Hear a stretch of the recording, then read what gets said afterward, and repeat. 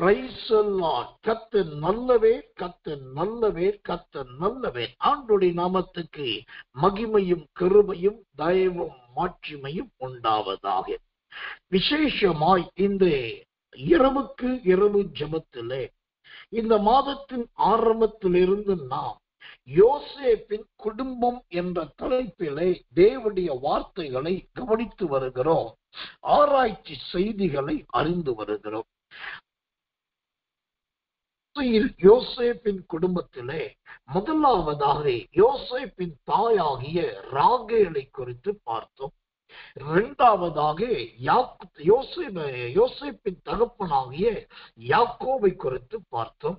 மூன்றாவதாக யோசேப்பின் மூத்த சகோதரனாகிய ரூபனை குறித்து பார்த்தோம். நான்காவதாக யோசேப்பின் அடுத்த சகோதரனாகிய சிமியோனை குறித்து பார்த்தோம். ஐந்தாவதாக யோசேப்பின் அடுத்த சகோதரனாகிய லேவியை குறித்து பார்த்தோம். ஆறாவதாக கர்த்தர் நல்லவர் யோசேப்பின் அடுத்த சகோதரனாகி யூதாவை குறித்து பார்த்தோம். சோத்திரம். ஏழாவதாக யோசேப்பின் அடுத்த சகோதரனாகி செபுலோனை குறித்து நேற்று முன்தினமும் தொடர்ந்து பார்த்தோம். இன்றைக்கு இந்த வரிசையிலே யோசேப்பின் சகோதரனாகிய இசக்காரை குறித்து நாம் பார்க்க வேண்டும். இந்த இசக்கார் என்கிறதான அந்த யோசேப்பின் சகோதரனை குறித்து தேவ செய்திக்காக கிட்டத்தட்ட 7 மணி முதல் நான் தேவ சபத்தில் உட்கார்ந்து ஆயத்தப்படுத்த ஆரம்பித்தேன். ஆனாலும் தெளிவான ஒரு வார்த்தை, சரியான ஒரு விளக்கம், ஆண்டவரால் ஆவியானவரால் ஏவப்பட்டு கிடைக்கிற ஒரு வெளிப்பாடு ஒன்றும் எனக்கு தேவனால் அருளப்படவில்லை. ஆனபடினால் நான் படித்ததையும் கற்றதையும் தெரிந்ததையும் இதுதான் இசக்காருடைய வாழ்க்கை என்று சொல்லுவதற்கு நான் விரும்பவில்லை. தேவனுடைய திட்டமே இல்லாத போது என்னுடைய திட்டத்தை நான் அறிவிக்க விரும்பவில்லை. ஆனபடினால் இன்றைக்கு வேறு ஒரு தேவ ஆலோசனையை உங்களுக்கு வழங்கி உங்களுக்காக நான் செபிக்க போகிறேன். நாளைய தினத்திலே கட்டாயமாக இந்த இசக்காரை குறித்த முழுமையான ஒரு சுதந்திரம் வேத பாடத்தை நாம் பார்க்க போகிறோம். அவருடைய ஆதி அடர்ந்த காரியங்கள் முதல் அவருடைய இனம், ஜனம், பந்துக்கள் குறித்தும் அவனை குறித்து கர்த்தர் வைத்திருந்த செய்த செயல்களை குறித்தும் ஆண்டுடைய கிருபையினால் நாம் தொடர்ந்து நாளைய தினத்திலே பார்க்க போகிறோம். இன்றைக்கு கர்த்தர் நல்லவர் வேறு ஒரு வார்த்தையை உங்களோடு கூட நான் பகிர்ந்து கொள்ள கர்த்தருக்குள் பிரயாசப்படுகிறேன். எரேமியா தீர்க்கதரிசனத்தின் புஸ்தகம் 33ஆம் அதிகாரம் 15வது வசனம். எரேமியா 33:15. அந்நாட்களிலும் அக்காலத்திலும் தாவீதுக்கு நீதியின் கிளையை முளைக்க பண்ணுவேன். அவர் பூமியிலே நியாயத்தையும் நீதியையும் நடப்பிப்பார். இங்கு தேவனாகிய கர்த்தர் தம்முடைய தீர்க்கதரிசியாகிய எரேமியாவை கொண்டு சொல்லுகிறதான கடைசி காலத்தின் சில காரியங்களை நாம் இங்கு பார்க்கிறோம். இந்த கடைசி காலத்துல ஆண்டவர் செய்ய போகிற பல காரியத்துல பிரதானமான காரியம் 2 காரியமா இருக்க போகிறது. அந்த 2 காரியம் என்னவென்றால், அந்த எரேமியா 33:15 சொல்லுகிறது, ஒன்று நியாயத்தையும் 2வது நீதியையும் நடப்பித்தார். தேவனாகிய கர்த்தர் நல்ல நியாயத்தை சோத்திரம் அவர் நிறைவேற்றுகிற தேவனாய் இருக்கிறார். கர்த்தர் நல்லவே, கர்த்தர் நல்லவே. அப்படியானால் நியாயத்தையும் நீதியையும், இந்த நியாயமும் நீதியும் என்கிற 2லே முதலாவது இந்த நியாயத்தை குறித்து சில காரியத்தை தேவனுடைய கிருபையை முன்னிட்டு நாம் பார்க்க போகிறோம். இந்த நியாயத்தை குறித்து தேவனுடைய வார்த்தை என்ன சொல்லுகிறது வாசிக்கிறேன். லூக்கா சுவிசேஷத்தின் புஸ்தகம் 11ஆம் அதிகாரம் 42வது வசனம். லூக்கா 11:42. பரிசேயரே, உங்களுக்கு ஐயோ, நீங்கள் ஒருத்தலாம் மறுக்கொழுந்து முதலிய சகலவித பூண்டுகளிலும் தசமபாகம் கொடுத்து நியாயத்தையும் தேவ அன்பையும் விட்டு விடுகிறீர்கள். இவைகளையும் செய்ய வேண்டும், அவைகளையும் விடாதிருக்க வேண்டும். ஆம், இங்கு எரேமியா 33:15 நியாயத்தையும் ஆண்டவர் கடைசி காலத்திலே செய்வார் என்று பார்க்கிறோம். அந்த நியாயம் என்பது எதை குறிக்கிறது? அதைத்தான் நாம் வாசித்தோம். லூக்கா 11:42 நியாயம் என்பது தேவனுடைய அன்பை காண்பிக்கிறதா இருக்கும். அந்த வசனம் அழகாய் சொல்லுது, நியாயத்தையும் தேவ அன்பையும். அப்ப நியாயம் என்பது எதில் அடங்கி இருக்கிறது? அந்த நியாயத்தில் என்ன இருக்கிறது என்று சொன்னா அன்பு நிறைந்ததா இருக்கிறது. அதில் குறிப்பாக தேவ அன்பு நிறைந்ததா இருக்கிறது. கர்த்தர் நல்லவே, கர்த்தர் நல்லவே, கர்த்தர் நல்லவே. அப்போ அன்பிலே பலவிதமான அன்பு உண்டு. எல்லாரும் சொல்லுவார்கள் அன்பு என்பது ஒன்றுதான் என்று. அப்படி அல்ல. அன்பிலே பலவிதமான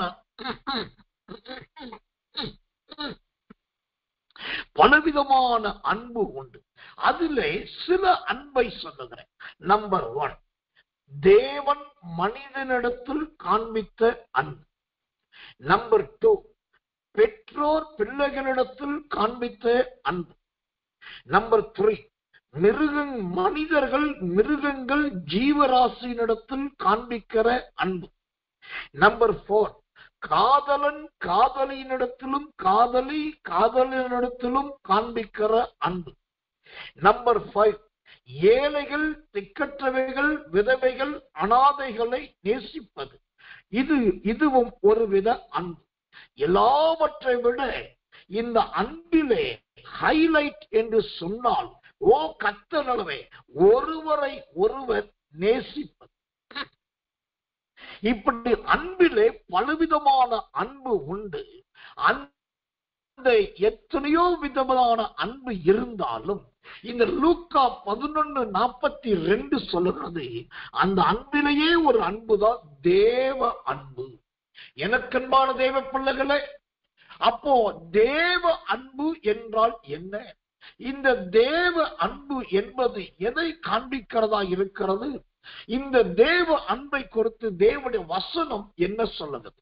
வாசிக்கிறேன். மற்ற அன்புக்கும் தேவ அன்புக்கும் இருக்கிறதான வித்தியாசத்தை கவனிங்கள். ரோமர் புஸ்தகம் 5ஆம் அதிகாரம் 5வது வசனம். ரோமர் 5:5. மேலும் நமக்கு அருளப்பட்ட பரிசுத்த ஆவியினாலே தேவ அன்பு நம்முடைய இருதயங்கள் ஊற்றப்பட்டிருக்கிறபடியால் அந்த நம்பிக்கை நம்மை வெட்கப்படுத்தாது. ஆமென். அப்போ தேவன் கடைசி காலத்தில் பூமியில் செய்ய போவது நியாயம். அந்த நியாயம் என்பது தேவனுடைய அன்பை குறிக்கும். அந்த தேவனுடைய அன்பு என்றால் அது எதை குறிக்கிறது? பரிசுத்த ஆவியின் அபிஷேகத்தை குறிக்கிறதா இருக்கும். அல்லேலூயா.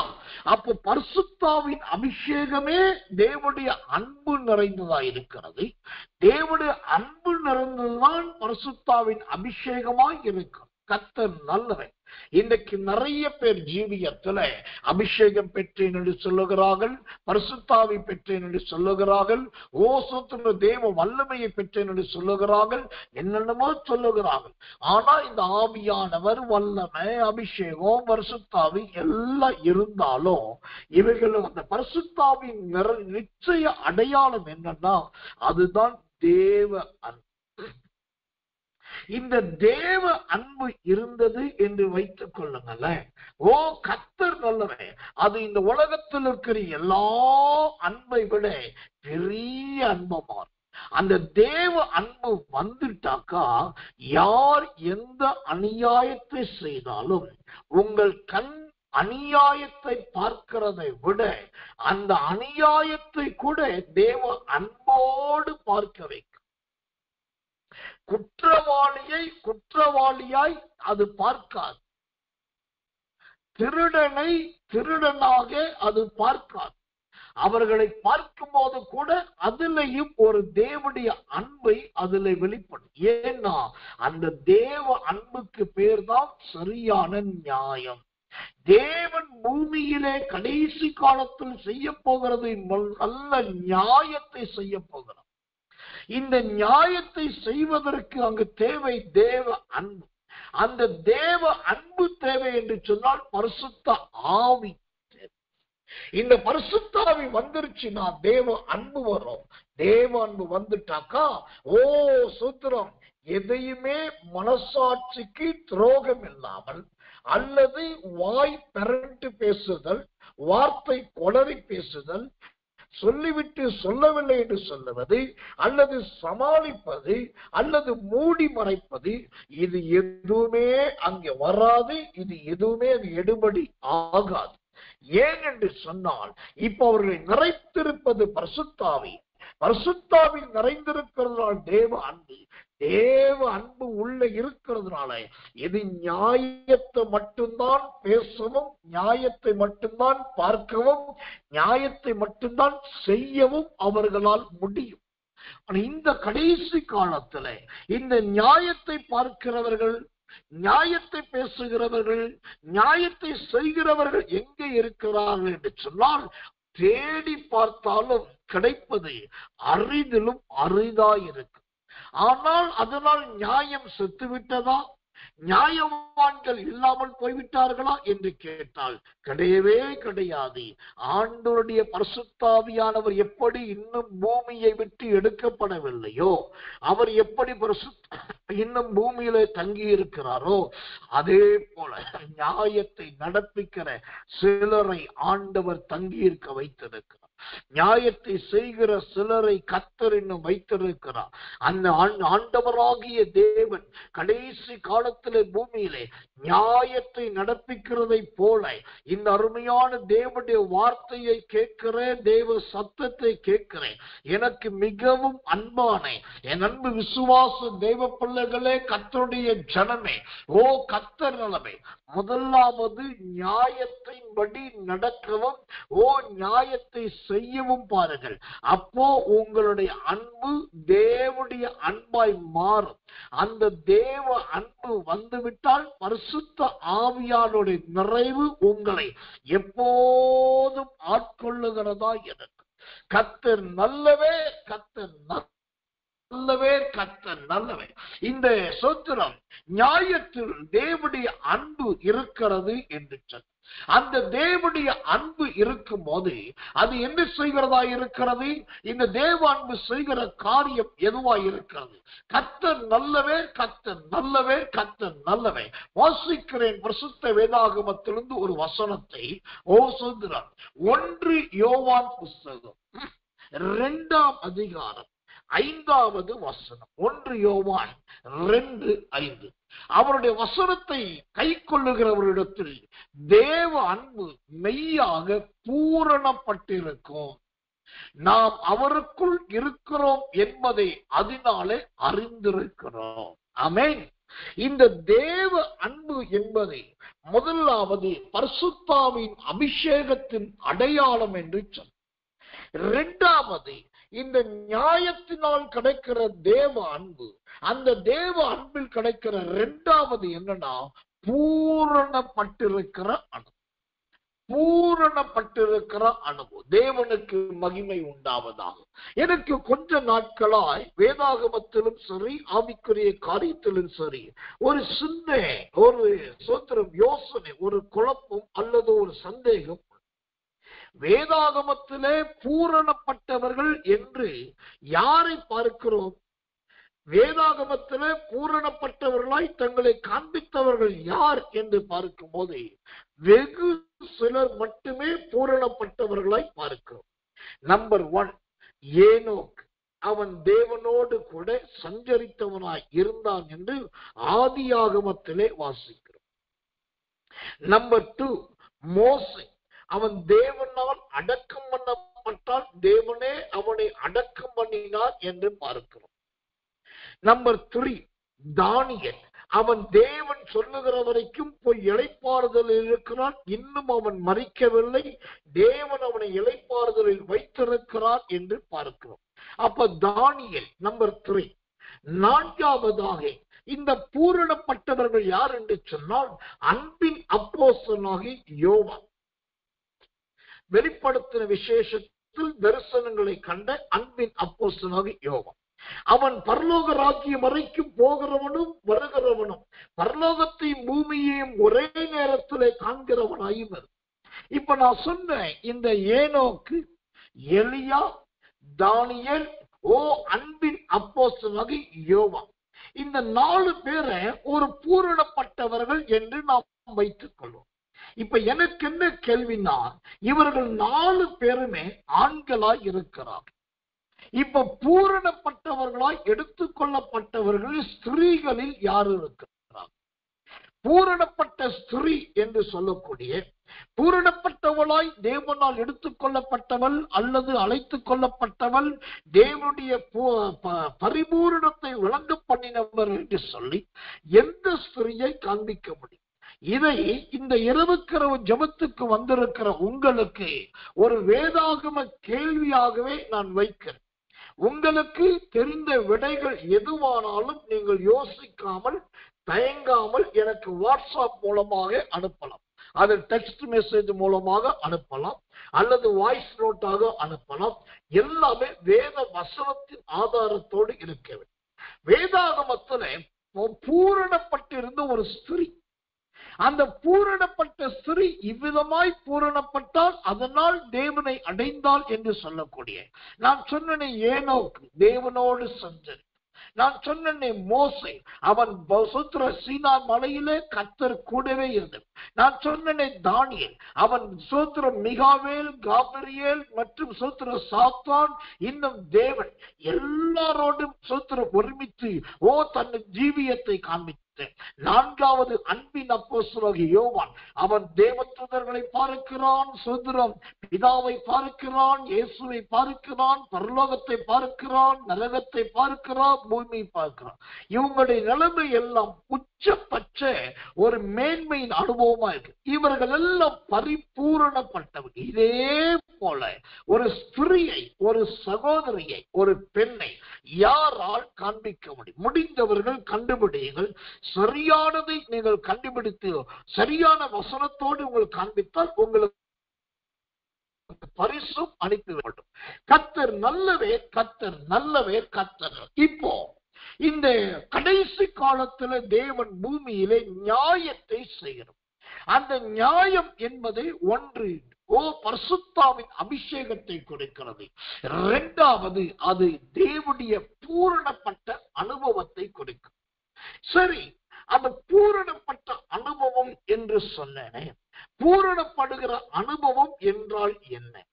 இந்த பூரணப்படுவதற்கு என்ன செய்ய வேண்டும்? அதுக்கு நிறைய சத்தியங்கள், நிறைய வசனங்கள் அல்லது நிறைய நிபந்தனைகள் இருக்குது நீங்க நினைக்கலாம். ஆனால் இந்த பூரணப்படுவதை குறித்து ஒரே வசனத்திலே ரொம்ப அழகான விளக்கமும் வியாக்கியானமும் இருக்கிறது. 1 தெசலோனிக்கேயர் புஸ்தகம் 5ஆம் அதிகாரம் 23வது வசனம். 1 தெசலோனிக்கேயர் 5:23. கர்த்தர் நல்லவர், கர்த்தர் நல்லவர். அதாவது 22 மற்றும் 23 இந்த 2 வசனத்தை வாசிக்க திரும்பவும் சொல்றேன். 1 தெசலோனிக்கேயர் 5ஆம் அதிகாரம் 22 மற்றும் 23வது வசனம். பொல்லாங்காய் தோன்றுகிற எல்லாவற்றையும் விட்டு விலகுங்கள். 2வதாக சமாதானத்தின் தேவன் தாமே உங்களை முற்றிலும் பரிசுத்தம் ஆக்குவாராக. உங்கள் ஆவி, உங்கள் ஆத்மா, உங்கள் சரீரம் முழுவதும் நம்முடைய கர்த்தராகிய இயேசு கிறிஸ்து வரும்போது குற்றமற்றதாய் இருக்கும்படி காக்கப்படுவதாக. ஆமென். இந்த நியாயம் என்பது அது தேவனுடைய அன்பு, தேவ அன்பு.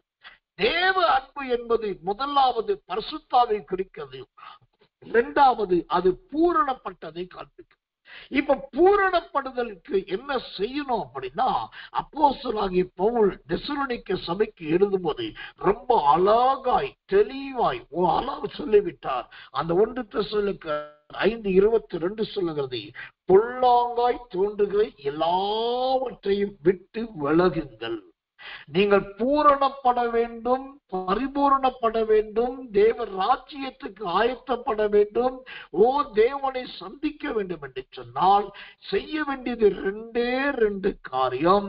அதுல முதல் காரியம், பொல்லாங்காய் தோன்றுகிற எல்லாவற்றை விட்டு விலகுங்கள். நம்முடைய மனசாட்சிக்கு தெரியும், நம்முடைய உள்ளத்துக்கு தெரியும், நம்முடைய ஆவிக்கு தெரியும், நம்முடைய சிந்தனைக்கு தெரியும், நான் செய்கிறது நியாயமல்லாதது, நான் செய்வது நியாயமானது என்று கண்டிப்பாய் தெரியும். அப்ப எது நியாயம் இல்லை, எது தவறு, எது குற்றம் என்று தெரிகிறதோ அதற்கு பேதான் பொல்லாங்கு, அதற்கு பேதான் பொல்லாப்பு. அந்த பொல்லாங்கு என்கிற பொல்லாப்பை விட்டு விலகினால முதலாவது நாம் பூரணப்படுவதற்கு ஆரம்பித்து விடுகிறோம். இரண்டாவது, அந்த 23ஆம் வசனம் சொல்லுகிறது, சோதரர், உங்கள் ஆவி, ஆத்மா, சரீரம் முழுவதும் கர்த்தராகிய இயேசு வரும்போது குற்றமற்றதாய் காக்கப்படுவது. இந்த ஆவியும் ஆத்மாவும் சரீரமும் காக்கப்பட வேண்டும். இது பாதுகாக்கப்பட வேண்டிய 3 பொக்கிஷங்களை குறிக்கிறது. எப்படி இயேசு கிறிஸ்து பிறந்த போது சாஸ்திரிகள் 3 விதமான காணிக்கைகளை கொண்டு வந்து கொடுத்தார்களோ, அந்த 3 பொருளும் ஒன்று ஆவி, ஒன்று ஆத்மா, ஒன்று சரீரத்தை குறிக்கும். அதே போலதான் இந்த 1 தெசலோனிக்கேயர் 5:23 பார்க்கிறோம், நாம் பூரணப்பட்டவர்களாய் மாற வேண்டுமானால் ஆவி காக்கப்பட வேண்டும், ஆத்மா காக்கப்பட வேண்டும், சரீரமும் காக்கப்பட வேண்டும். இந்த ஒன்று பொல்லாங்கை விட்டு விலகுவது, இரண்டாவது இந்த ஆவி, ஆத்மா, சரீரத்தை காத்துக் கொள்வது. இது 2 மட்டும் பண்ணினாலே போதும். நீங்கள் யாராயிருந்தாலும் சரி, இந்த வார்த்தையை கொடுக்கிற SSK என்கிற நானா இருந்தாலும் சரி, நிச்சயமாய் பூரணப்பட முடியும். இப்போ யோசி, இப்போ தீர்மானம் பண்ணு, உங்க வாழ்க்கையில பொல்லாங்கா தோன்றது எது? எதெல்லாம் பொல்லாப்பா இருக்கு, அதை விட்டு விலகுவதற்கு ஆயத்தமா இல்லையா என்பதை இப்பயே ஒரு தீர்மானம் பண்ண. இரண்டாவது, காத்து கொள்ளுவதற்கு ஆயத்தமா என்பதை கொஞ்சம் யோசி. அதுல நான் என்னுடைய பொறுத்தளவுக்கு என் மனசாட்சியின்படி நான் சொல்ல வேண்டுமானால், பொல்லாங்காய் தோன்றுகிறதை விட்டு விலகுவது என்பது ரொம்ப சுலபம், ஈஸியா நம்ம விலகிடலாம். ஆனா அந்த 23ஆம் வசனத்தின்படி காத்து கொள்ளுவது இருக்குது பாருங்க. அந்த காக்கப்படுகிற அனுபவம் தான் ரொம்ப கஷ்டம், ரொம்ப கஷ்டம்.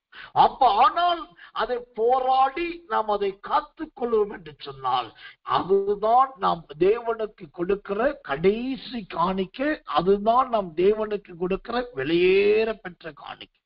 இன்னைக்கு காணிக்கையில பலரும் பல காரியத்தை கொடுக்கிறாங்க. சில 5 ரூபாய் கொடுக்கிறாங்க, சில 500 ரூபாய் கொடுக்கிறாங்க, சில 100 ரூபாய் கொடுக்கிறாங்க, இன்னும் சில 1000 ரூபாய் கொடுக்கிறாங்க, 1-2 பேர் 2000 ரூபாய் கொடுக்கிறாங்க, 3000 ரூபாய் கொடுக்கிறாங்க. இன்னும் சிலரோ இல்லை, நாங்க அதெல்லாம் இல்லை, நாங்க ஊழியத்துக்கு அதுல பொருளை வாங்கி கொடுத்துறோம், அது என்ன செலவானாலும் அது எங்க பொறுப்பு, நாங்க பொருள் வாங்கி கொடுத்தோம். இப்படி காணிக்கைய பலவிதமான காணிக்கை கொடுக்கிற, பொருள் என்னும் காணிக்கை கொடுக்கிறார்கள், பணம் என்னும் காணிக்கை கொடுக்கிறார்கள், பொருத்தனை என்னும் காணிக்கை கொடுக்கிறார்கள், மற்றவர்களுக்கு தெரிய வேண்டும் என்பதற்காக காணிக்கை கொடுக்கிறார்கள், எப்படியோ கொடுக்கிறார்கள். ஆனா காணிக்கையிலேயே காணிக்கை, ரொம்ப பெரிய காணிக்கை, தேவனுக்கு பிரியமான ஒரு நல்ல காணிக்கை எதுன்னா, ஒன்று உங்கள் மரணம் வரும்போது உங்கள் ஆவியும் ஆத்மாவும் சரீரமும் காக்கப்பட்டு நீங்கள் அதை தேவனுக்கு கொடுப்பீர் என்று சொன்னால் அதுதான் பெரிய காணிக்கை. இல்லாவிட்டால் இயேசு கிறிஸ்துவின் வருகை வரும்போது அந்த வருகையில் எடுத்துக்கொள்ளப்படத்தக்க அளவுக்கு ஆவியும் ஆத்மாவும் சரீரமும் காக்கப்பட்டு அதை கொண்டு போய் ஆண்டவர்கிட்ட கொடுத்தீங்கன்னா அதுதான் இதுவரைக்கும் நீங்கள் கொடுத்த காணிக்கையிலேயே மிகப்பெரிய காணிக்கை. இந்த காணிக்கையை கொடுக்க பாருங்க. சூத்திரம், கர்த்தர் நல்லவே. எரேமியா 33:15 பார்க்கிறோம், அவள் கடைசி காலத்துல பூமி பூமியிலே நியாயத்தை செய்கிறது. அந்த நியாயம் என்பதே கர்த்தர் தேவனுடைய அன்பை காண்பிக்கிறது.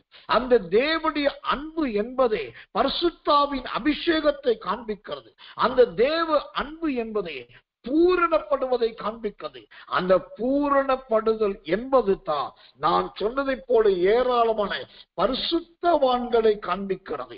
ஆனால் ஸ்திரீகளை கண்டுபிடிப்பது அரிதிலும் அரிதா இருக்கிறது.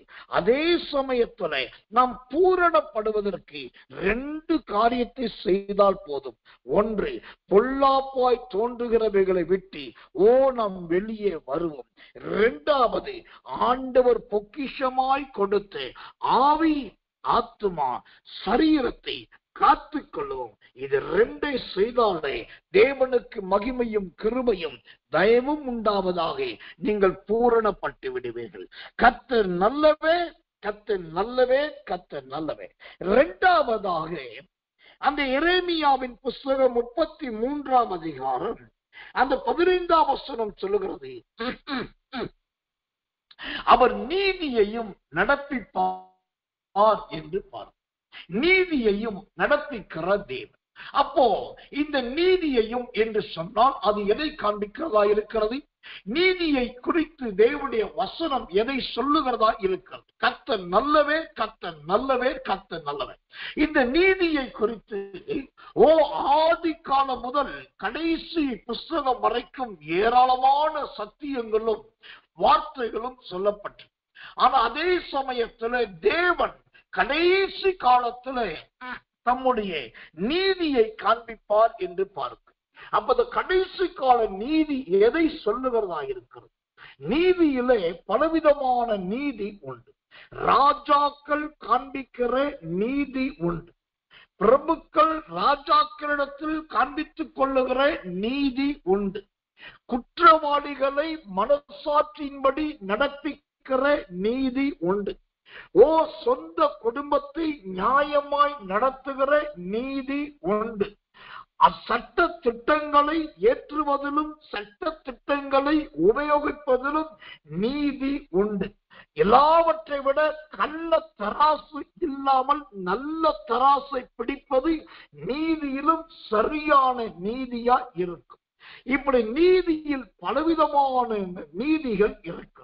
ஆனால் இந்த எரேமியா 33:15 அவர் கடைசி காலத்துல பூமியில் செய்கிற நீதி என்று பார்க்க, பூமியில் செய்ய அவர் விரும்புகிற அந்த நீதிக்கு ஆண்டவர் முதலாவது கொடுக்கிற அழகான ஒரு பிரதியுத்தரம் என்ன?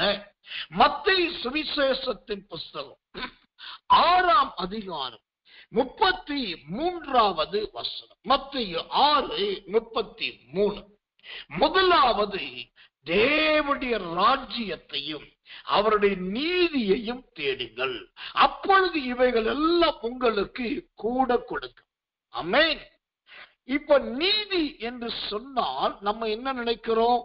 குடிக்காமல் இருந்தால் நீதி, பொய் சொல்லாமல் இருந்தால் நீதி, கள்ளத்தனம் பண்ணாமல் இருந்தால் நீதி. இதெல்லாம் நம் நீதி நினைக்கிறோம். ஆனா ஆவியானவர் பாருங்க, நீதி என்று சொன்னால் அது தேவனுடைய ராஜ்யம் என்று அர்த்தம். மத்தேயு 6:33. முதலாவது தேவனுடைய ராஜ்யத்தையும் அவருடைய நீதியையும் தேடு. அப்ப நீதி என்பது தேவனுடைய பார்வையில் எதுவாயிருக்கிறது? அவருடைய ராஜ்யமாயிருக்கும். எனக்கன்பான தேவ பிள்ளைகளே, உங்களுக்கு எத்தனை பேருக்கு தெரியும் என்று தெரியல, நீங்களும் நானும் வாழுகிற இந்த இந்திய தேசத்துக்கு பேரு இது ஒரு ராஜ்யம் தான். இது இந்திய ராஜ்யம், அமெரிக்க ராஜ்யம், ரஷ்ய ராஜ்யம், சீனா ராஜ்யம், இப்படி ஒவ்வொரு நாடுகளும் ஒரு ராஜ்யங்களாக தங்களை பிரதிபலிக்கிறது. ஆனால் இந்த பூமியில் எத்தனையோ ராஜ்யங்கள் வந்தது, எத்தனையோ ராஜ்யங்கள் அழிந்தது, இப்ப சில ராஜ்யங்கள் இருக்கிறது. ஆனா இந்த பலவிதமான ராஜ்யங்கள் இருந்தாலும் அதில் ஆண்டவர் நமக்கு முன்பாய் வைத்திருக்கிற ஒரு ராஜ்யம் உண்டு. அது அழியாத ராஜ்யம், அது நித்திய ராஜ்யம், அது நிரந்தர ராஜ்யம். அந்த ராஜ்யத்துக்கு பேர்தான் மத்தேயு 6:33 சொல்லுகிறது, தேவனுடைய ராஜ்யம். தேவனுடைய ராஜ்யம். அப்ப ஆண்டவர் சொல்லுகிறார், தேவனுடைய ராஜ்யத்தை தேடுங்கள். இதுல இருந்தே ஒரு ரகசியம் தெரியுது. தேவனுடைய ராஜ்யம் அவ்வளவு எளிதாக கண்ணுக்கு புலப்படக்கூடியது கிடையாது. தேவனுடைய ராஜ்யம் அவ்வளவு சீக்கிரமாய் நாம் பார்க்க முடியக்கூடியது கிடையாது. ஏனென்று சொன்னா, அப்போஸ்தலனாகிய பவுலை குறித்து வேதம் சொல்லும் போது, அவன் உயர எடுத்துக் கொள்ளப்பட்டான். மிஞ்சி மிஞ்சி மிஞ்சி மிஞ்சி அவன் போனதே 3ஆம் வானம் வரைக்கும் தான் போக முடியும், அதற்கு மேலே போக முடியும். அப்போ அதற்கு மேலே ஒரு தேவனுடைய ராஜ்யம். இப்ப வேதம் சொல்லுகிறது, ஓ கர்த்தர் நல்லவே, அந்த நீதியை நீங்கள் காண்பிக்க வேண்டும் என்று சொன்னால், அந்த நீதி உங்க வாழ்க்கையில விளங்க வேண்டும் என்று சொன்னால், நீங்கள் தேவனுடைய ராஜ்யத்தை காண்பிக்கிறவர்களாய் அல்லது தேடுகிறவர்களாய் இருக்க வேண்டும். இப்ப யாராவது தேவனுடைய ராஜ்யத்தை தேடி இருக்கிறீர்களா? யாராவது அந்த தேவனுடைய ராஜ்யத்தை கண்டுபிடித்திருக்கிறீர்களா என்று சொன்னால், ஓ கர்த்தர் நல்லவன், எத்தனை பேர் தேடி இருக்கிறோம் என்று தெரியல. இப்போ நீங்க கேட்கலாம், ஐயா நீதி அப்படின்னாக்கா, ஓ தேவனுடைய ராஜ்யம் சொல்லிட்டீங்க, தேவனுடைய ராஜ்யத்தை தேடுங்கள் இயேசு சொன்னாரு, நீங்கள் தேடுங்கள் நீங்களும் சொல்றீங்க. அப்ப அந்த தேவனுடைய ராஜ்யத்தை கண்டுபிடிக்கிறது எப்படி? அந்த தேவனுடைய ராஜ்யத்தை காண்றதுக்கு என்ன செய்யணும் நீங்க கேள்வி கேட்கலாம். அந்த தேவனுடைய ராஜ்யத்தை காண்பதற்கு அல்லது கண்டுபிடிப்பதற்கு அழகான ஒரு வழி இருக்கிறது. என்ன வழி? 1 தீமோத்தேயு புஸ்தகம் 6ஆம் அதிகாரம் 11வது வசனம். 1 தீமோத்தேயு 6:11. நீயோ தேவனுடைய மனுஷனே, இவைகளை விட்டோடி நீதியையும் தேவ பக்தியையும் விசுவாசத்தையும் அன்பையும் பொறுமையையும் சாந்த குணத்தையும் அடையும்படி நாடு. நன்றாய் கவனிங்கள். நீதி என்பது தேவனுடைய ராஜ்யத்துக்கு. அந்த ராஜ்யத்தை காணணும், அந்த ராஜ்யத்தை கண்டுபிடிக்கணும், அந்த ராஜ்யத்தை எப்படியாவது பெறணும் அப்படின்னா அதுக்கு என்னையா வழி அப்படின்னு கேட்டா ரொம்ப எளிமையான வழி. அந்த 1 தீமோத்தேயு 6:11 சொல்லுது, நீயோ தேவனுடைய மனுஷனை. நீங்களும் நானும் முதலாவது தேவனுடைய மனுஷனாய் மாறணும். தேவ மனுஷியா மாறினாலே நாம் தேவனுடைய ராஜ்யத்தை கண்டுபிடித்து விட முடியும். ரொம்ப சுலபம். ஓ தேவ ராஜ்யத்தை கண்டுபிடிப்பதற்கு இன்னைக்கு பலரும் சொல்றாங்க, தாவீதை போல அல்லது மோசையை போலன்னு சொல்றாங்க. நான் ஜெபம் பண்ணும்போது ஆவியில் எடுத்துக்கொள்ளப்பட்டேன்னு சொல்றாங்க. அங்க போய் அவரை பார்த்து, பிதாவை பார்த்து, இயேசுவை பார்த்து, குமாரனை பார்த்து, பரிசுத்தாவியை பார்த்து, தாவீதை பார்த்து, மோசையை பார்த்து, என்னென்னமோ பார்த்துன்றாங்க. ஓ கர்த்தர், சரி அவ்வளவு தூரம் போனீங்களே, பார்த்தீங்களே, அங்கேயே இருந்திருக்கலாமே, ஏன் திரும்ப வந்தீங்கன்னாக்கா பதில் சொல்ல தெரியல. அப்போ தேவனுடைய ராஜ்யத்தை தேடுங்கள் என்று இயேசு சொன்னார். அந்த தேவனுடைய ராஜ்யத்தை தேடி கண்டுபிடிக்கணும் அப்படின்னா அதற்கு முதல் படி நீங்களும் நானும் தேவனுடைய மனுஷனாய் மாறணும், தேவனுடைய மனுஷியா மாறணும். அப்ப நீங்க கேட்கலாம், அப்ப நாமெல்லாம் தேவனுடைய மனுஷன் கிடையாதா என்று சொல்லி. எல்லாருமே தேவ மனுஷனும் கிடையாது, எல்லாருமே தேவ மனுஷிகளும் கிடையாது. ஓ நான் கிறிஸ்தவன் அல்லது தேவனை ஆராதிக்கிறேன் சொல்லிட்டாக்கா நாம் தேவ மனுஷன் என்கிற அடையாளத்தை பெற்றவர்கள் இல்லை என்பதை முதலாவது இருதயத்தில் உறுதிப்படுத்திக் கொள்ளும். அப்போ நீதி என்பது தேவனுடைய ராஜ்யம். அந்த தேவ ராஜ்யத்தை தேட வேண்டும். அதை தேட வேண்டும் என்று சொன்னால் நாம் தேவனுடைய மனுஷனாய் மாற வேண்டும், தேவனுடைய மனுஷியாய் மாற வேண்டும். இப்ப அந்த தேவ மனுஷன் என்றால் யார்? யார் தேவனுடைய மனுஷனாய் காணப்பட்டார்கள்? எலியா தேவனுடைய மனுஷனாய் காணப்பட்டார். அவனை குறித்து வேதம் சொல்லுகிறதை தேவனுடைய மனுஷனே என்று சொல்லுங்க. அப்ப தேவனுடைய மனுஷன் என்றால் யார்? ஓ, ஆண்டவரை குறித்து சொல்லுகிறவர்களா தேவ மனிதர்களா? ஓ, தலைக்கீழ் பிரசங்கத்தை பண்ணனா தேவ மனிதர்களா? யார் தேவனுடைய மனுஷர்கள்? 1 ராஜாக்கள் புஸ்தகம் 17ஆம் அதிகாரம் 1ஆம் வசனம் சொல்லுகிறது, இஸ்ரவேலின் தேவனாகிய கர்த்தருக்கு முன்பாக நிற்கிற நான் சொல்லுகிறதா. அப்ப தேவனுடைய மனுஷி என்றால் யார்?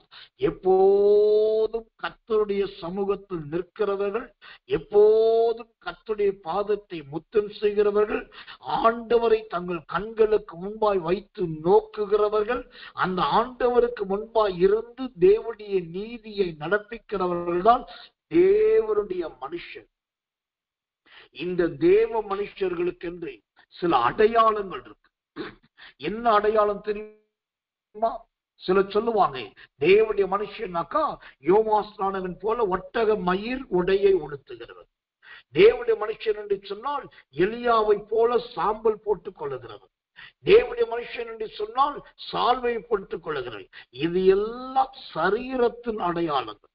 தேவனுடைய மனுஷன் என்பதற்கு நான் சொல்லுகிற அடையாளம் சரீர அடையாளம் அல்ல, அவர்களுடைய ஆவியின் அடையாளத்தை சொல்ல விரும்புகிறேன்.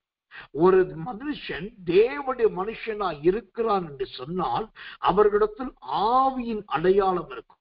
என்ன ஆவியின் அடையாளம் தெரியுமா? 1 ராஜாக்கள் புஸ்தகம் 18ஆம் அதிகாரத்திலே கர்மேல் பர்வதத்திலே 450 பாகால் தீர்க்கதரிசிகள் ஒரு பக்கம் நிற்கிறார்கள். ஆகாப் ராஜா மறுபக்கம் நிற்கிறார். எலியாவுடைய வேலைக்காரன் ஒரு பக்கம் நிற்கிறார். இதை தவிர ஒரு ஜன கூட்டமும் அந்த கர்மேல் பர்வதத்துக்கு மேலே இருந்தது. இப்ப கவனிங்க, ஒரு பக்கத்திலே பசுத்திரம் அந்த பாகால் தீர்க்கதரிசிகள், மறுபக்கத்தில் ராஜாவும் அவருடைய ரதமும், இன்னொரு பக்கத்தில் எலியாவுடைய வேலைக்காரன், 4வது பக்கத்தில் ஜனக்கூட்டம். 4 பக்கத்தில் 4 விதமான மக்கள் கூட்டம் இருக்கிறது. ஆனால் அந்த இடத்துல எலியாவுடைய வார்த்தையை பார்த்தீங்கன்னா சவால் மிகுந்த வார்த்தையா இருக்குது. இப்படி பலி செலுத்த வேண்டும், வானத்திலிருந்து அக்கினி இறங்க வேண்டும். அவன் சொல்ற வார்த்தையில சவாலா இருக்குது. அது மாத்திரமல்ல, இந்த மனுஷன் தேவனுடைய மனுஷன் என்பதற்கும் அவனுடைய தேவனுடைய மனுஷன் என்பதற்கு அவன் ஆவியின் அடையாளம் என்னன்னாக்கா, அவன் மிகப்பெரிய ஒரு தைரியசாலி. தேவனுடைய மனுஷன், தேவனுடைய மனுஷி என்று சொன்னால் தீர்க்க தரிசனம் சொல்லுகிறவர்கள் எல்லாரும் தேவ மனிதர்கள் கிடையவே கிடையாது. சோத்திரம். தேவனுடைய மனுஷன் என்று சொன்னால் எந்த சூழ்நிலைக்கு மத்தியிலும் துணிந்து தைரியமா இருக்கிறவர்கள் தான் தேவனுடைய மனிதர். இந்த பக்கம் பாகால் தீர்க்கதரிசிகள் வரலாம், அங்கிட்டு தேசத்தின் அதிகாரத்தை கையில் வைத்திருக்கிற ராஜா நிற்கலாம், இன்னொரு பக்கத்துல ஜனங்கள் நின்று கொண்டிருக்கலாம், சொந்த வேலைக்காரனும் கூட நம்ம பார்த்துட்டு இருக்கலாம். இவைகள் எல்லாவற்றுக்கும் மத்தியிலே துணிந்து நிற்கிறவர்களுக்கு பேர்தான் தேவனுடைய மனிதர். அந்த தேவனுடைய ராஜ்யத்தை தேட வேணும்னாக்கா முதலாவது தேவனுடைய மனுஷனா தேவனுடைய மனுஷியா மாறுங்க. தேவனுடைய மனுஷன் என்றால் கர்த்தருக்குள்ளாய் நிற்கிறவர்கள் நம்பர் 1. 2வது தேவனுக்காக தைரியமாய் நிற்கிறவர்கள் நம்பர் 2. தேவனுடைய மனுஷர்கள் என்றால் 3வது அடையாளம் என்ன தெரியுமா? அவர்கள் அடையாளங்களையும் அற்புதங்களையும் செய்கிறவர்கள், அவர்கள்தான் தேவனுடைய மனிதர். இப்போ எலியா ஒரு தேவனுடைய மனுஷன் என்று சொன்னேன். 1, அவன் தேவனுக்கு உண்மையாய் நிற்கிறான். 2வது தைரியம் உள்ளவனாய் இருக்கிறான். 3வது அற்புதமும் அடையாளம். இதில் எலியாவின் வாழ்க்கையில அற்புதம் எது, அடையாளம் எது?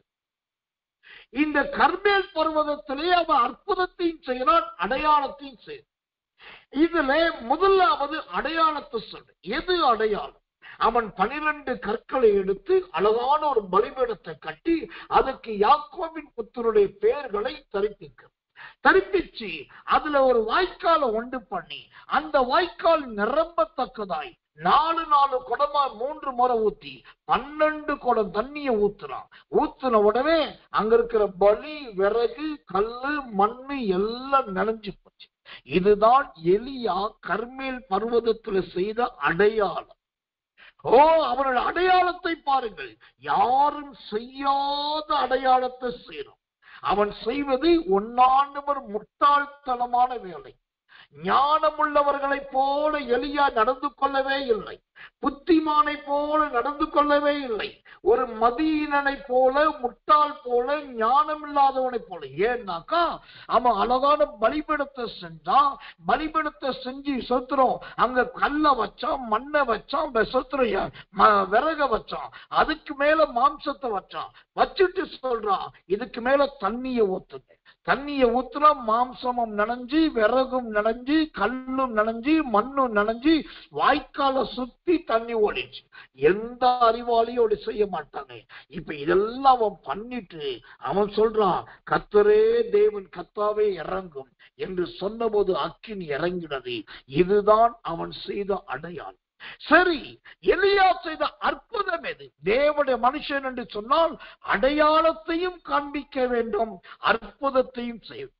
எலியா செய்த அற்புதம் எதுனா, எல்லாரும் சொல்றாங்க, எலியா ஜெபித்த போது வானத்திலிருந்து அக்கினி இறங்கினது, அதனால பாகால் தீர்க்கதரிசிகள் கர்த்தரே தேவன், கர்த்தரின் தேவன் என்று சொன்னார்கள். அதுதான் அற்புதம் என்கிறார்கள். நான் சொல்றேன், அது ஒரு பெரிய அற்புதம் கிடையாது. அதை விட ஒரு பெரிய அற்புதம், இந்த அக்கினி இறங்கின பின்பு இந்த எலியா சொல்றான், அத்தனை பேரையும் பிடியுங்கள், ஒருவரையும் விடாதிருங்கள் என்று சொல்லி 450 பாகால் தீர்க்கதரிசிகளை கீசோன் என்னும் ஆற்றுக்கு கொண்டு போய் அந்த ஒத்த மனுஷனா நின்று அத்தனை பேரையும் வெட்டி கொலை செய்து பாகால் தீர்க்கதரிசிகளை இல்லாமல் பண்ணினான். பாருங்கள், அதுதான் அங்கு அவன் செய்த மாபெரும் அற்புதம். ஒரு ராஜாவால் செய்ய முடியாது, பெரிய யுத்த வீரனால் செய்ய முடியாது, சுத்திரம் பராக்கிரமசாலிகளால் செய்ய முடியாததை கர்த்தர் நல்லவே ஒரு எலியாவாக பாகால் தீர்க்கதரிசிகளை நிக்கரகம் பண்ணினான். இதுதான் அவன் வாழ்க்கையில் அவன் செய்த மிகப்பெரிய அற்புதம். இதிலிருந்து ஒன்றை தெரிந்து கொள்ளுங்கள். எரேமியா 33 15வது வசனத்தின்படி அவன் நீதியையும் கடைசி காலத்தில் பூமியில் செய்ய போகிறார். அந்த நீதி என்பதே தேவனுடைய ராஜ்யத்தை குறிக்கிறது. இந்த செய்தியை கேட்கிற நீங்களும் நானும் தேவனுடைய ராஜ்யத்தை முதலாவது தேடுகிறவர்களா இருக்க வேண்டும். நாம் தேவனுடைய ராஜ்யத்தை தேடி கண்டுபிடிக்க வேண்டும் என்று சொன்னால் நீங்களும் நானும் முதலாவது தேவனுடைய மனுஷனாய், தேவனுடைய மனுஷியாய் மாறணும். தேவனுடைய மனுஷன் அல்லது தேவனுடைய மனுஷி என்றால் யாரையா என்றால், ஒன்று கர்த்தருக்கு முன்பாக நிற்கிறவர்கள், இரண்டாவது கர்த்தருக்காக தைரியமாய் செயல்படுகிறவர்கள், மூன்றாவது கர்த்தருக்காக அடையாளங்களையும் அற்புதங்களையும் செய்கிறவர்கள். இதுதான் தேவனுடைய மனுஷனுக்கு அடையாளம். இதுதான் தேவனுடைய மனுஷன் மனுஷி என்பதற்கு ஆதாரம். இந்த செய்தியை கேட்கிற எனக்கு மிகவும் அன்பான விசுவாச தேவ பிள்ளைகளே, உங்களுடைய ஜீவியத்திலே இப்படிப்பட்ட நற்கிரியைகள் இருக்கிறதா? இல்லாவிட்டால் உங்க ஆவிக்குரிய உலகத்திலே, உங்க ஆவிக்குரிய அனுபவத்திலே இப்படிப்பட்ட தேவனுடைய ராஜ்யத்தை காண்பிக்கிற, தேவனுடைய ராஜ்யத்தை நிரூபிக்கிற தேவ மனிதர்களை கண்டுபிடித்ததுண்டா? இப்ப நான் கடைசியா சொல்லி முடிக்கிறேன். மத்தேயு 6:33 சொல்லுகிறது, முதலாவது தேவனுடைய ராஜ்யத்தையும் அவருடைய நீதியையும் தேடுங்கள். இப்ப எலியா என்கிறவன் தேவனுடைய மனுஷன் என்று சொன்னேன். அவன் தேவனுடைய ராஜ்யத்தை கண்டுபிடித்தானா இல்லையா என்று கேட்டா அதுக்கு 2 ஆதாரம் உண்டு. மன்னிக்கணும், 3 ஆதாரம் உண்டு. எலியா தேவனுடைய ராஜ்யத்தை கண்டுபிடித்தான் என்பதற்கு 3 ஆதாரங்கள். முதல் ஆதாரம் 2 ராஜாக்கள் 2ஆம் அதிகாரத்திலே, சோத்திரம், கர்த்தர் நல்லவே, அக்கறைக்கு போன எலியா அக்கினி ரதத்திலும் அக்கினி குதிரையிலும் ஏறி பரலோகத்துக்கு போனான். இவன் தேவனுடைய ராஜ்யத்தை கண்டுபிடித்தான் என்பதற்கு இது முதல் அடையாளம். இந்த எலியா தேவனுடைய ராஜ்யத்தில் தான் இருந்தான் என்பதற்கு இரண்டாவது அடையாளம் என்ன அப்படின்னாக்கா, மத்தேயு சுவிசேஷம் 17ஆம் அதிகாரத்திலே அங்கு மோசேயும் எலியாவும் வந்து இயேசுவிடத்தில் பேசுகிறார்கள். எங்கிருந்து வருகிறார்கள்? தேவனுடைய ராஜ்யத்திலிருந்து வருகிறார்கள். அப்ப ராஜ்யத்தை கண்டடைந்தவன் இந்த எலியா என்பதற்கு இது ஒரு இரண்டாவது ஆதாரம். மூன்றாவது ஆதாரம் என்னன்னாக்கா, இயேசு பூமியிலே மனுஷகுமாரனாகிறது. எப்போதெல்லாம் தேவனுடைய ராஜ்யத்தை பேசினாரோ அப்பெல்லாம் ஜனங்க இயேசுவை பார்த்து என்ன சொன்னாங்க தெரியுமா? இவன் எலியா என்று சொன்னார்கள். இவன் ஒரு எலியா, எலியா வந்திருக்கிறான் என்று இயேசுவை சொன்னார்கள். ஏன்னாக்கா, அன்றைக்கு இந்த யூதர்களுக்கு ரோமர்களுக்கு தெரிந்தது, தேவனுடைய ராஜ்யத்தை அடைந்தவன் ஓ எலியா. இப்ப இருக்கிற இந்த இயேசுவோ எலியாவை போல பேசுகிறார், எலியாவை போல கிரியை செய்கிறார் என்று சொல்லி, அப்போ இந்த எலியா தேவனுடைய ராஜ்யத்தை தேடுகிறவனாய் மாத்திரமல்ல, அந்த தேவனுடைய ராஜ்யத்தை சுதந்திரித்தவனாய் இருந்தான் என்பதற்கு இந்த மூன்று அடையாளங்கள். எனக்கன்பான தேவ பிள்ளைகளே, இந்த எரேமியாவின் புஸ்தகம் 33ஆம் அதிகாரம் 15வது வசனத்தின்படி, முதலாவது அவர் நியாயத்தை செய்கிற தேவன், இரண்டாவது அவர் நீதியை செய்கிற தேவன். நியாயம் என்பது பரிசுத்த ஆவியின் அபிஷேகத்தையும் ஓ தேவனுக்குள் பூரணப்படுவதை காண்பிக்கிறது. பரிசுத்தாவின் அபிஷேகத்தை பெற்றுக் கொள்ளுவோம், அந்நிய பாஷையில பேசி ஜெபிப்போம், ஆவியானவரோடு உறவாடுவோம். ஓ அதனாலே நம்முடைய வாழ்க்கை பொல்லாங்கானவைகளை விட்டு விலகுகிற, ஓ ஆவி ஆத்மா சரீரத்தை காத்துக் கொள்ளுகிற அப்படிப்பட்ட நியாயம் உள்ளதாய் மாறுவதாக. இரண்டாவதாக நீதி. அந்த நீதி என்பதே தேவனுடைய ராஜ்யம். அந்த தேவனுடைய ராஜ்யத்தை தேட வேண்டும். அதற்கு ஒரே வழி, நீங்களும் நானும் தேவனுடைய மனுஷனாய் மாறுவது, தேவனுடைய மனுஷியாய் மாறுவது.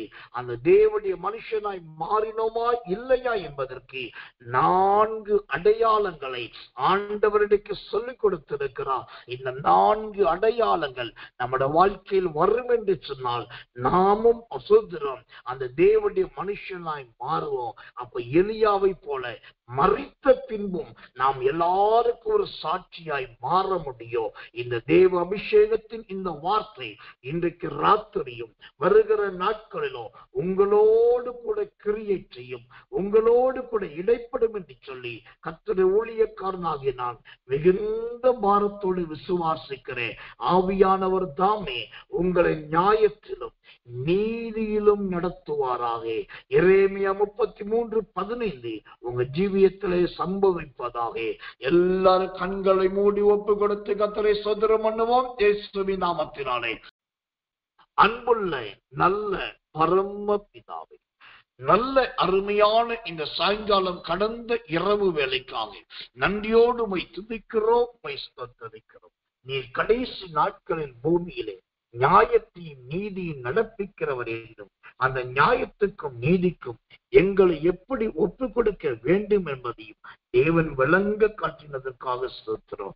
நாளைக்கு காலை இருட்டோட ஜெபத்திலே தேவனுடைய பரிசுத்த ஆவியானுடைய தீர்க்க தரிசனங்களும் யோசேப்பின் ஆசீர்வாதங்களும் கட்டவிழ்க்கப்படுவதாக. கர்த்தருடைய தயையின் அனுக்கிரகம் பெரிய காட்சி செய்வதாக. நீரே எழுந்தருளும். இரவிலோட பிள்ளைகளுக்கு நல்ல கிடைத்தாரும். தேவனுடைய வருகை இருக்குமானால் எங்களை சுத்திகரித்து எடுத்துக்கொள்ளும். தாழ்த்தி ஒப்புவிக்கிறோம். இயேசுவின் ரத்தம் ஜெயம். இயேசுவின் நாமத்தில் ஜெபிக்கிறோம் நல்ல பிதாவே. ஆமென், ஆமென், ஆமென்.